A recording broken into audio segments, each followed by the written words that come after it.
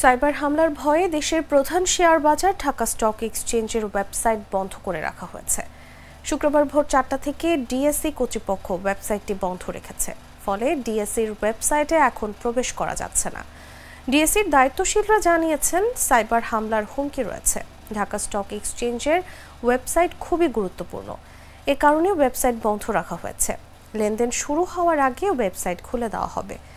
DSE এর ওয়েবসাইটে প্রবেশ করতে না পারার কারণ জানতে চাইলে প্রতিষ্ঠানটির ভারপ্রাপ্ত ব্যবস্থাপনা পরিচালক সাত্তিক আহমেদ শাহ বলেন, ওয়েবসাইট বন্ধ করে দেওয়া হয়েছে, ন্যাশনাল থ্রেট আছে।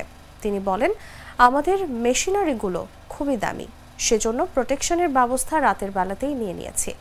তিনি আরও বলেন, আমি যতটুকু জানি আসলে একটা ওয়েবসাইট হ্যাক হয়েছিল। এখন আমাদের যেটা বলা হয়েছে সেটা করেছি। আবার আমরাও ওয়েবসাইট খুলে দেব। যদি অন্য ধরনের কিছু না হয় তাহলে আগামীকাল লেনদেন হবে। লেনদেন হলে তার আগেই ওয়েবসাইট খুলে দেওয়া হবে।